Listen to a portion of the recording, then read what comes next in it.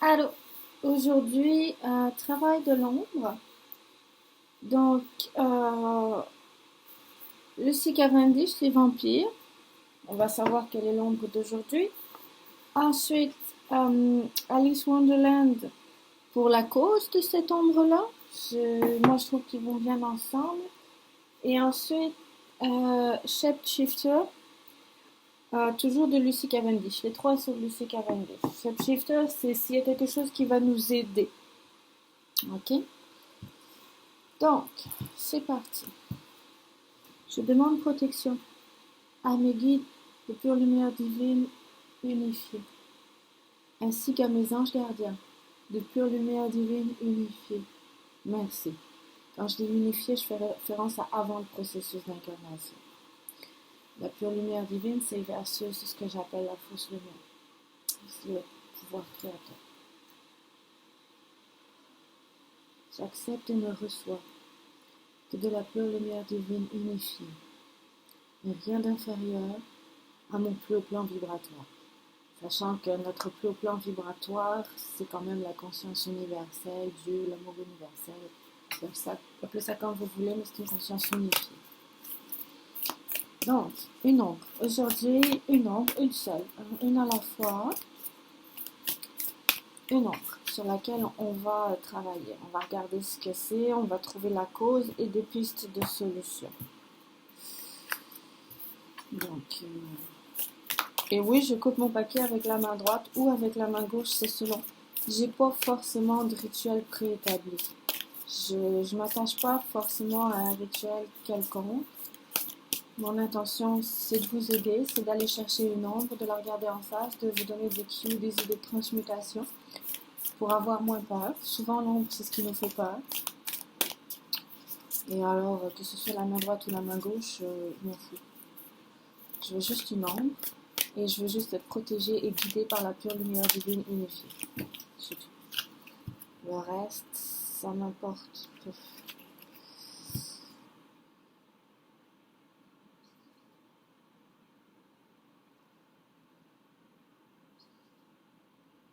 Non, j'ai rien qui vient avec ça. J'ai une carte qui m'a attirée parce qu'il y avait un chat noir dessus, juste comme mon gros bibelou Bagheera. J'ai deux chats, Bagheera et Azraël. Bagheera, c'est un chat de gouttière mâle noir avec des beaux yeux jaunes. Et là, attends, parce que j'en ai trois, là, je ne veux pas faire trois ombres en même temps, là, ça marche pas. Il y en a une qui m'aurait bien tenté, c'est la jalousie, mais je...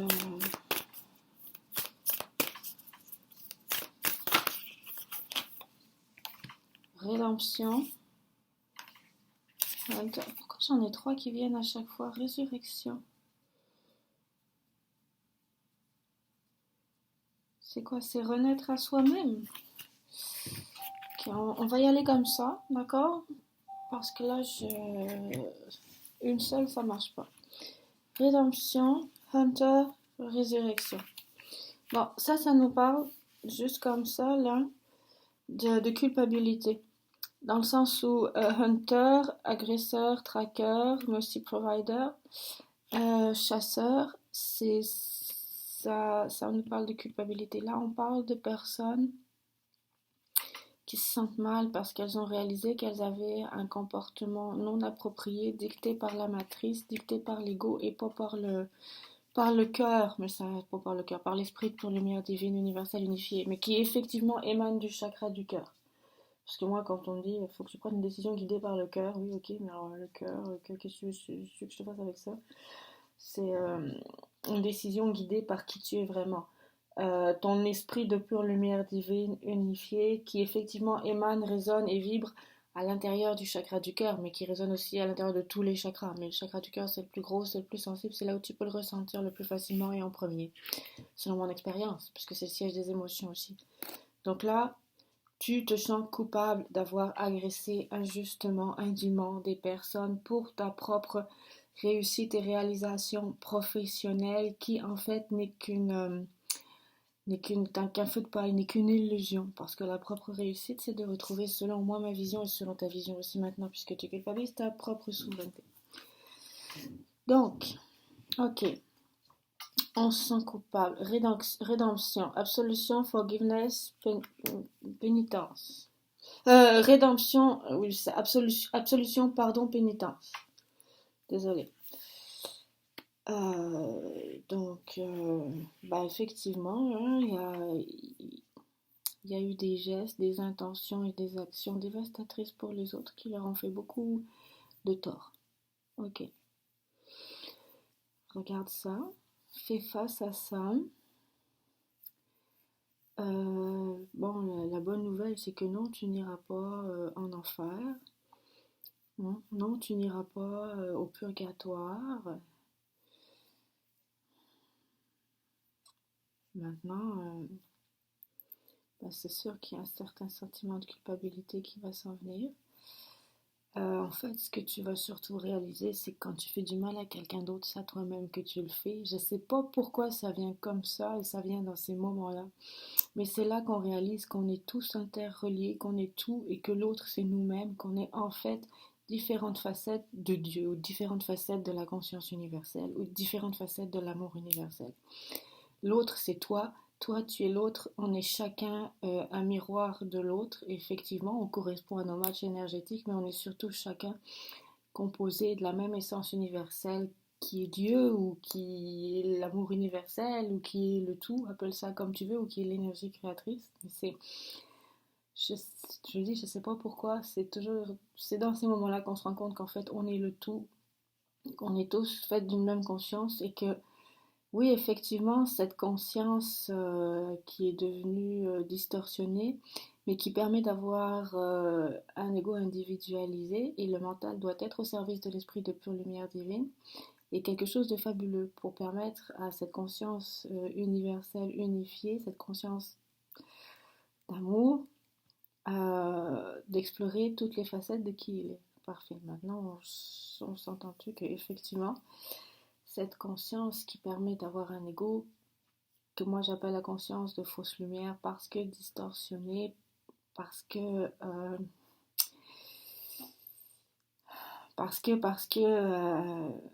un accident est survenu dans le sens où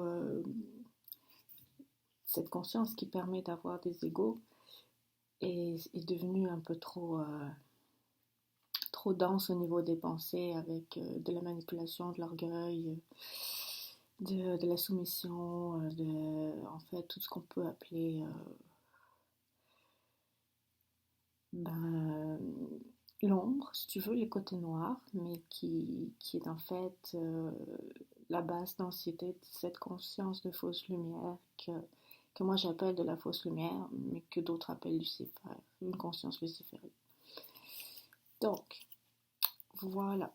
Donc, c'est dans ces moments-là, quand on se rend compte qu'on a vraiment fait très mal à autrui, qu'on s'aperçoit que nous sommes de la pure lumière divine unifiée, universelle, devenue conscience universelle individualisée et ici sur cette planète dans un processus d'incarnation grâce ou à cause d'un mécanisme de dualité.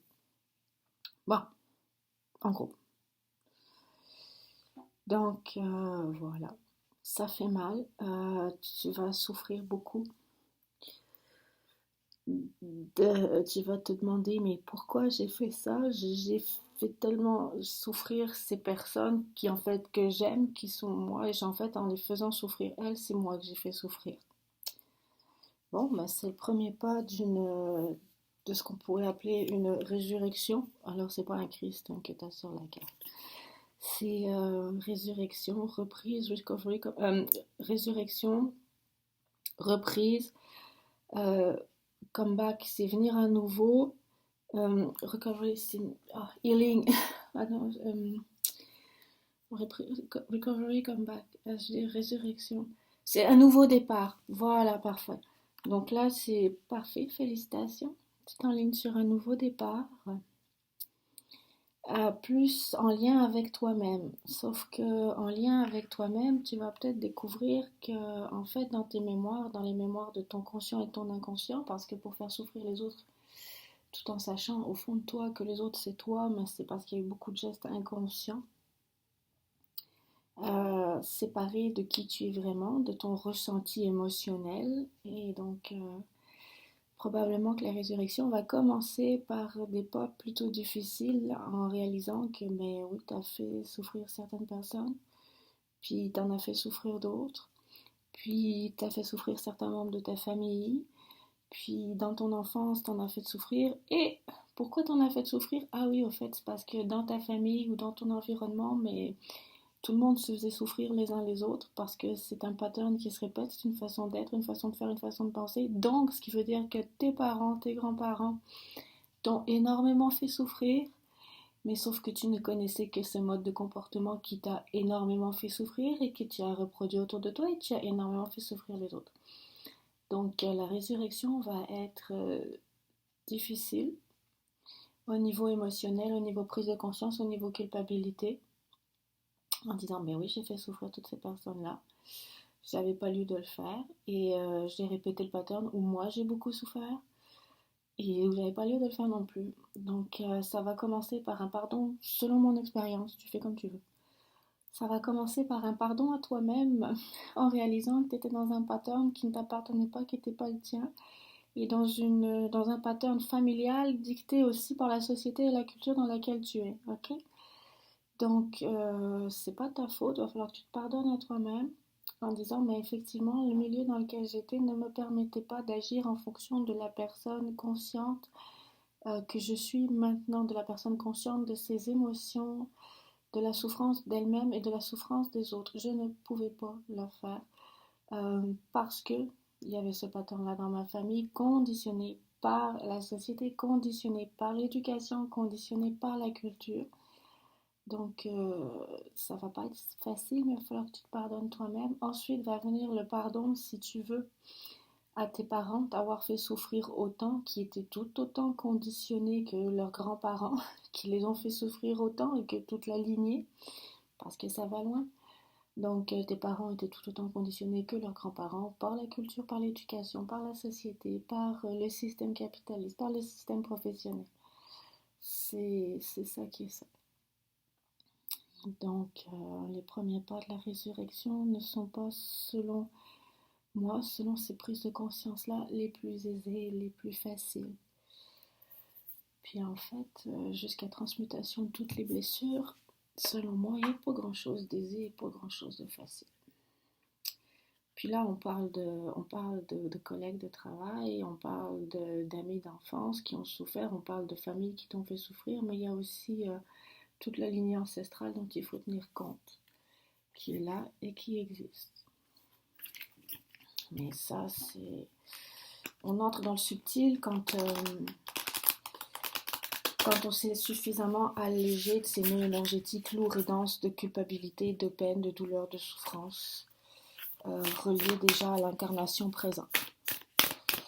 Donc une fois que les douleurs de l'incarnation présente sont transmutées, on est plus léger, plus conscient de l'énergie environnante, on est plus conscient de ses lignées ancestrales et on est plus conscient de ses incarnations simultanées.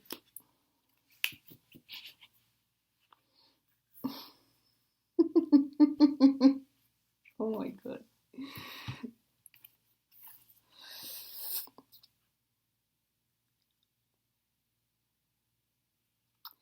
Ok.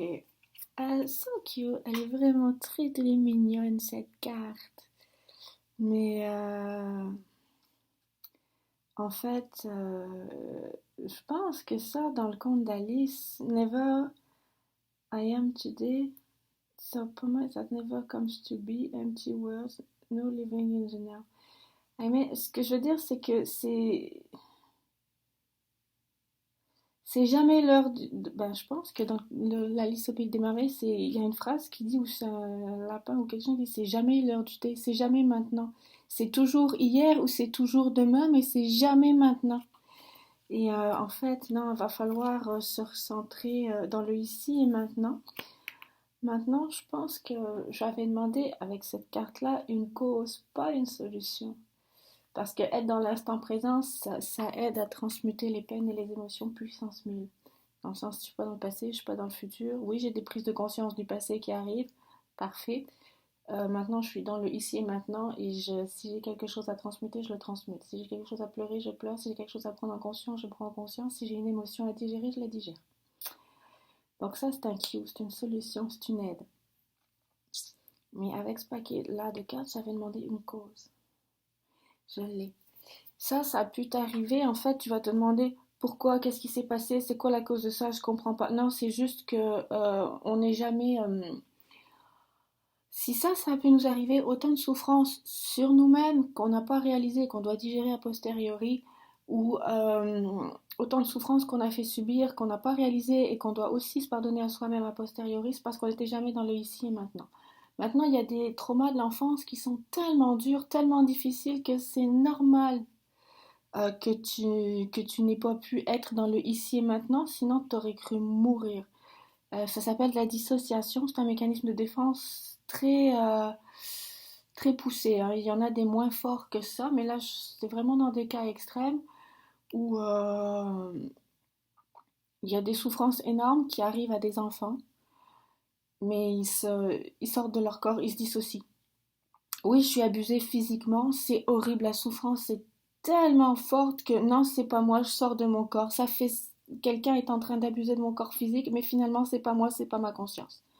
Ça, c'est un mécanisme de protection et effectivement, ces enfants-là ne peuvent pas être dans le ici et maintenant parce qu'ils sont tellement en insécurité par rapport à ce qui leur arrive, selon ma vision des choses, que ce serait comme croire mourir à chaque fois qu'ils se font abuser, tu sais, ou violenter. Ce serait comme croire pour eux, c'est tellement fort, tellement en insécurité que ce serait comme je suis en train de mourir, pof, ok, mais le lendemain, c'est l'abuseur revient ou la violence revient, mais je suis encore en train de mourir. Pour eux, ce serait comme mourir à tous les jours. Il n'y a pas un adulte sur Terre qui est capable d'endurer une telle souffrance. Des enfants, c'est inimaginable. Donc, quand tu étais enfant, si tu as subi des traumatismes aussi forts que ça, que tu ne sois pas dans le ici et maintenant, c'est tout à fait normal. Maintenant, si ça a pu t'arriver dans un format plus léger, dans un pattern familial où on t'a fait souffrir, euh, c'est parce que on n'a pas l'habitude, culturellement parlant non plus, d'être dans le ici et maintenant. On est toujours dans le demain à l'école ou tantôt j'en fais mes devoirs, mais on n'est jamais ici on n'est jamais dans le ici et maintenant à cause du pattern familial, à cause de l'école, à cause de la culture, à cause de la société dans laquelle on est, hein. C'est vraiment c'est vraiment comme couper à la base dès qu'il commence à grandir un peu, c'est vraiment couper un enfant de ses émotions, de son ressenti et de son monde imaginaire aussi. Et c'est lui faire des violences inimaginables, dans le sens où ben, c'est certain que il y a des patterns d'éducation qui sont très violents. Il y a certaines familles dans lesquelles c'est normal de frapper un enfant pour l'éduquer. Ben non, c'est pas normal. Maintenant, pour ces parents-là, c'est inscrit dans leur conditionnement qui viennent de leur culture ou autre que oui, tu peux frapper un enfant pour l'éduquer. C'est normal. Ah, ok. Ben non, ça ne l'est pas. Et donc, on te frappe, mais c'est pour ton bien, c'est pour plus tard, ou pour que tu travailles mieux à l'école, pour que ceci, pour que cela. Donc, ils ne sont pas dans le ici et maintenant, et tu n'es pas dans le ici et maintenant, et c'est pour ça qu'autant de violence a pu être perpétrée sur toi. Il y a aussi parfois un problème de personnes qui ne se voient pas comme des êtres humains à part entière non plus, avec un ressenti des émotions, une connexion au tout, et qui donc ne réalisent pas que l'enfant qu'ils ont en face d'eux, qui n'est pas conditionné comme eux à la base, mais qui va le devenir, peut souffrir. Parce qu'eux ne ressentent pas leurs émotions, ne ressentent pas leurs souffrances, ils en sont coupés. Donc ils font souffrir aussi des enfants, parfois des bébés très jeunes, sans s'en rendre compte, parce qu'ils ne réalisent pas que c'est un être à part entière avec des émotions, des souffrances, une mémoire et un ressenti. Ça, c'est... Tout ça, en fait, selon moi, hein, c'est quand même des programmations, des conditionnements à défaire. Oui, un bébé ressent la peur. Oui, un bébé ressent les émotions. Oui, un bébé ressent la douleur. Et oui, parfois, je pense que dans les cas d'infanticide, par exemple, de l'autre côté, on retrouve parfois des images bizarres avec seulement des ressentis Je pense que ce sont des cas de... Peut-être des bébés morts-nés aussi, là, mais de bébés assassinés. Et ça s'est fait à toutes les époques, dans tous les pays, sur tous les continents. Et je pense que parfois, quand on a une image comme ça, informe de ressenti de douleur, de souffrance, de peur, de mort, et aussi parfois d'énergie sexuelle, parce qu'on ne sait pas ce qui s'est passé non plus sur ces enfants-là, ou d'énergie de plaisir, mais je veux dire du plaisir à tuer, sauf que c'est un bébé, donc personne ne le saura. De toute façon, on ne savait même pas qu'elle elle était enceinte, ok? Donc je pense que parfois ces êtres-là décédés de façon tragique et traumatique sans conscience, les bébés, les infanticides sur des bébés, on les retrouve de l'autre côté sous forme énergétique informe, difforme et difficile à catcher. Et c'est très difficile, selon moi aussi, de faire comprendre que ah oui, il faut émettre l'intention de retourner à ta conscience de pure lumière divine unifiée. C'est pas facile. C'est pas si facile que ça. Ça, c'est ma perception des choses, c'est ma vision des choses, c'est ce que j'ai déjà rencontré, expérimenté dans mes flashs. Mais bon, bref. Tout ça pour dire que la cause principale, selon ce qui est dit ici, et puis c'est vrai selon moi, c'est qu'on ne prend jamais le temps d'être dans le ici et maintenant. Est-ce que je parle des parents, de ressentir nos émotions, les émotions de nos enfants. Les enfants, on les coupe de leur ici et maintenant, de leurs émotions, de leurs ressentis, et ils encaissent la souffrance, et ils encaissent la douleur, et après, quand c'est trop dur, ça réapparaît à l'âge adulte sous forme de trauma. Donc la cause de ça, du fait que tu es fait souffrir au niveau professionnel, au niveau amical, à l'adolescence, au niveau des flirts, et aussi qu'on t'ait fait souffrir dans ta famille, c'est le fait de ne pas être dans le ici et maintenant, c'est se couper de ses ressentis, se couper de ses émotions, se couper de sa conscience de pure lumière divine, et donc se couper aussi de l'humain que l'on est. Et par reflet, si on ne voit pas un humain en nous-mêmes, on ne voit pas un humain en l'autre. C'est plutôt difficile. Une solution, un cue pour t'aider à renaître. Résurrection. Oh my god. Ah, je vais prendre celui-là, ok? Parce que celui-là, ils ont l'air beaucoup trop dead, là. Beaucoup trop cute, on va se perdre, là. Oh, que c'est tout mignon!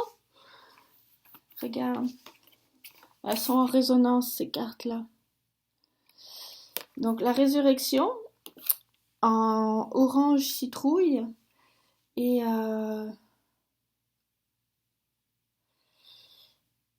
et le Q, aussi en orange citrouille. C'est adorable, c'est vraiment mignon comme tout. Et comme tu as pu le voir sur ma chaîne, moi j'adore les hiboux, j'adore les chouettes. Je les trouve tellement beaux. Bref. Donc, Little Overlane, ben moi je traduirais par petite chouette.